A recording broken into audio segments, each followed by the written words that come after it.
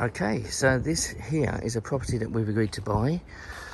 This is where we've had the architect down, so we can get a property in here, next in this space here. And at the back, it's fairly big, so all these trees and everything are going to go. But would you believe, because of where we are, we can get a duplex in at the back as well. It's to do with the building line. But as you can see, there's stuff which is coming out that side, stuff coming out this side. So the architect is very, very confident, and this is something of a really good opportunity to do. So let me tell you a little bit more about it.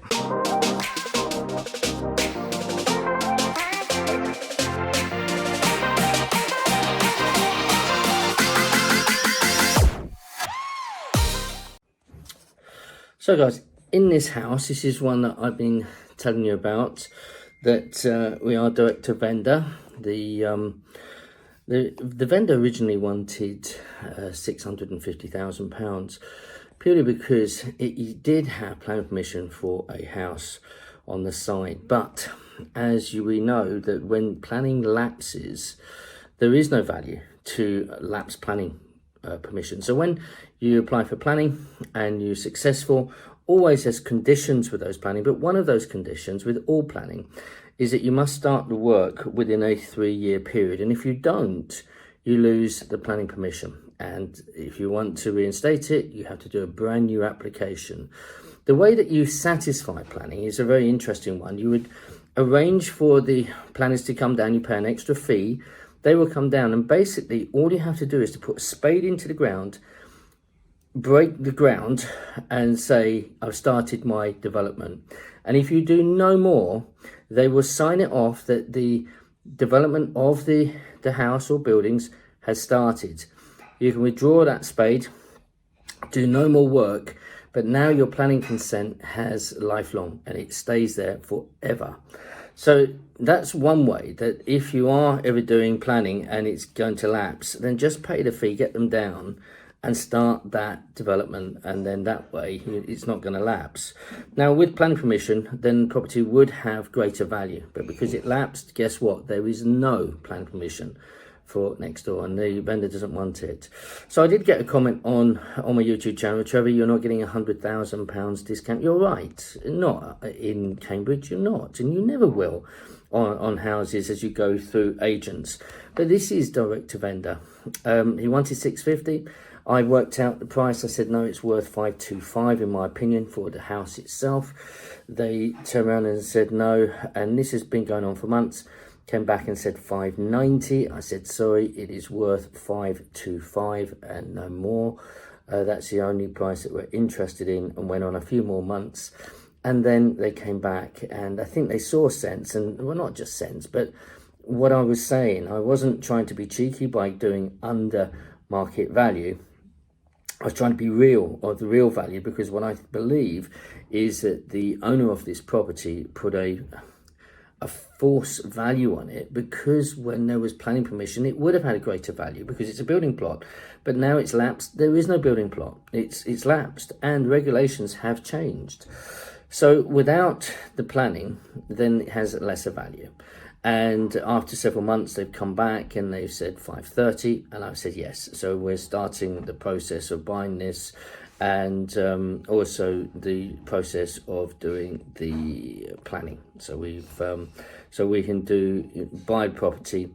It works as a straight rental, but you can't get your money out if you're buying this. It desperately needs a refurb all the way through, wiring, plumbing, and tidying up all the way through. It needs everything, kitchen, bathroom. It's quite antiquated and needs a lot of work, and outside as well. Structurally it's sound. As you can see, it's an ex-council house. They're always well made.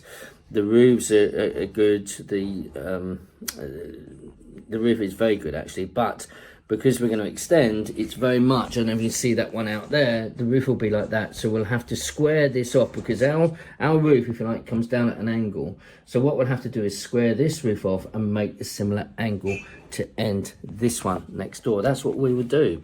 It has, great potential, and what we believe we can do in the back. I know you probably looked at that and said, Trevor, you'll never get a house in there. We're looking at a 58 square metre property, up and down, so it's quite thin. It's not huge at all.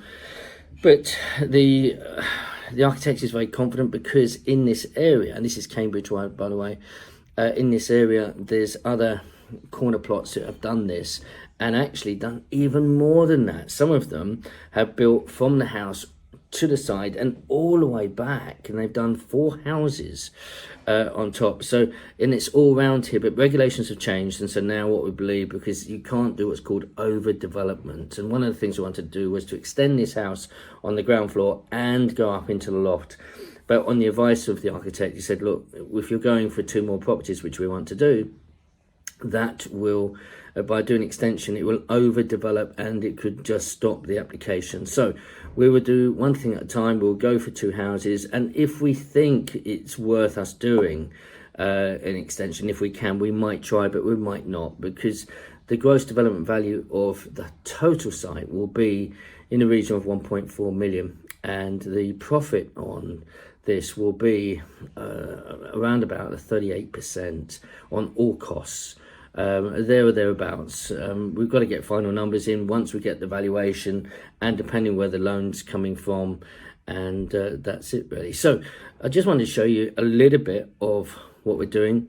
I do think, and I've had conversations with people, that it is tough to get properties on the market. I have got 2 messages in the last 2 days about people wanting to see if I've got any deals I can, share with them or sell to them.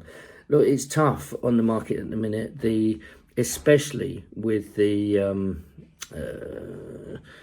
this situation at the minute where people are trying to get more for what it's worth. That's still going on at the minute, but people are paying more than what properties are worth. And it's interesting, last week one of the estate agents that I use actually said, Trevor, what we're finding is a lot of people, homeowners, where property is in bad condition, they are starting to look to do the uplift themselves. And finally, yesterday, I actually sent an email. I was doing some research for another property. It's a deceased estate, which means the beneficiary is trying to sell it. It's in poor condition, but I've offered them a lease option where I can add value, and I would do the uplift myself and share on the profits when we sell, because it's in a good area and it will sell very quickly. It just needs some money thrown at it to make it really nice, and it's a typical one that hasn't been touched for 30-40 years. So it's one of those good standing property, but it could do with a nice refurb. Anyway guys, listen, hope you enjoy the video. If you're interested in my training online, please drop me an email. We've got purchase lease options, we've got buy, refurb, refinance, and buying at auction. If you're thinking of buying an auction, please get my course. It will save you thousands of pounds. So if you're interested, drop me an email. Please comment, please share, and don't forget, this Sunday on Channel 5, 9 p.m, we are featured on Rich House, Poor House. It's fun. Next week I will be doing videos about that program and the filming of it. I've even interviewed the producer who was with us for about 10 days, and I've got lots of footage and things to put on, and our own account of what's happened. So guys, stay safe, have a great week, God bless you, bye bye.